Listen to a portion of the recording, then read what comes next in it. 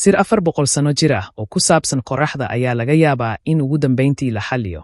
Tan iyo markii Galileo uu markii ugu horeysay ku arkay teleskoobkiisa horaantii 1600 meeyadii, meelaha qoraxdu ku yaalaan ayaa soo jiitay saynisyahanada. Xirmooyinkan mugdiga ah ee ku yaal dusha qoraxda waxay sii jiri karaan maalmo ama xitaa bilo, laakiin ilaa hadda, cilmi baarayaashu si buuxda uma sharxi karaan sababta ay u xasiloon yihiin muddadaas dheer. Anigoo Salayman Cumar waxaan idin leeyahay. Haddii aad rabto warbixintan oo kale fadlan guji sabskraibsi. Aad u hesho warbixina intaan ka badan ha iloobin inaad nagu soo biirto mahadsani. Daraasad lagu daabacay Astronomy Astropieces ayaa ugu dambayntii xalisay halxiraalahan qarniyo badan soo jiitamayay. Koox saynisyahano ah oo caalami ah oo ay hogaaminayaan cilmi baarayaal ka socda marxadka cilmiga fiisigiska qoraxda ee Jarmalka ayaa soo saaray hab cusub oo kacaan ah oo lagu falanqaynayo xasiloonida barta qoraxda taasoo daaha ka qaadaysa dheelitirka jilicsan ee ilaalinaya astaamaha qoraxda. Meelaha qoraxdu ka soo baxaan waa gobollo ay magnetic fieldka qoraxdu ku xoogan tahay, marka la barbar dhigo goobta magnetka ee mashiinka MRI ee isbitaalka, laakiin daboolaya aag ka weyn dhulka laftiisa. Meelahan magnetka ah waxay u muuqdaan dhibco madow sababtoo ah way ka qabow yihiin dusha qoraxda ee ku wareegsan, laakiin dhab ahaantii, meel qoraxdu ka fogaato qoraxda laakiin ka godoonsan inta kale ee saxanka ayaa ka dhalaalaysa mid ka sii dhalaalaysa dayaxa buuxa. Barxad qorax leh. Koox meelo qoraxdu ku taal oo lagu calaamadiyey gobolka firfircoon 152 ayaa u wareegay dhanka bidix ee qoraxda 7 Luulyo 2012. NASA Goddard Space Flight Entry.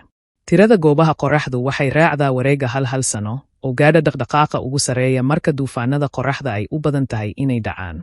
Inta lagu jiro xilliyadan, isku habaynta birlabeedka aan degganayn ee u dhow meelaha qoraxdu ka soo baxdo waxay kicin karaan dhacdooyin qarxa oo loo yaqaano coronal mass ejections iyo ololka qoraxda.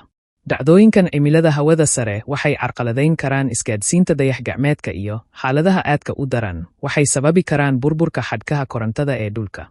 Waxaa muddo dheer la tuhunsanaa in meelaha qoraxdu ay deggan yihiin sababtoo ah dheelitirka cadaadiska gaaska iyo xoogaga birlabeedka. Si kastaba ha ahaatee, caddaynta isku dheelitirkani waxa uu ahaa mid adag sababtoo ah khalkhal ku yimaada jawiga oo farageliya indho-indhaynta ku salaysan dhulka ee goobta birlabeedka qoraxda. Kooxda cilmi baadhistu waxay sameeyeen horumar muhiim ah iyaga oo hagaajinaya farsamada asal ahaan laga soo saaray marxadka Max Planck ee cilmi baarista nidaamka qoraxda ee Jarmalka. Qaabkooda la xoojiyey waxa ay ka saaraysaa saamaynta dhalanteed ee jawiga dunida indha-indhaynta lagu sameeyey teleskoobega qoraxda ee Gregor ee Jarmalka. Garaafka magnetismka ee barta qoraxda. Goobta magnetir waxaa lagu cabiray Gauss isla barta qoraxda ee lagu arkay teleskoobeg German Gregor. Dhinaca bidix ee sawirka ayaa muujinaya goobta birlabeedka oo lagu cabiray xogta asalka ah, halka dhanka midigna uu muujinayo goobta magnetka la cabiray kadib markii la saxay qalalaasaha ka dhashay jawiga dhulka. Institute for Sonnenphysik. Iyaga oo isticmaalaya farsamadan la safeeyey, cilmi baarayaashu waxay falanqeeyeen iftiinka dabaylaha ah ee ay qoraxdu soo saarto si ay u cabbiraan xoogaga birlabeedka gudaha meelaha qoraxdu ku yaaliin si sax ah oo aan hore loo arag. Cabiradoodu hadda waxay gaadhaan natiijooyinka tayada dayax-gacmeedka ee ka imaanaya teleskoobes dhulka ku salaysan oo qayb yar ka ah kharashka. Falanqaynta ayaa shaaca ka qaaday in xoogaga birlabeed ee gudaha meelaha qoraxdu ay si fiican isugu dheelitiran yihiin xoogaga cadaadiska, iyaga oo ilaalinaya dheelitirka adag.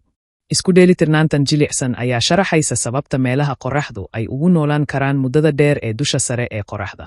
Daafurkani wuxuu leeyahay codsiyo la taaban karo oo muhiim ah.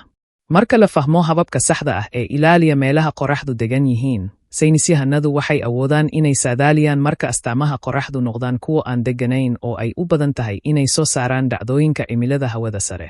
Saadaasha wanaagsan ee duufaanada qoraxda waxay kaa caawin kartaa ilaalinta satellaytka, korontada, iyo irbixiyeenada shucaaca waxyeelada leh.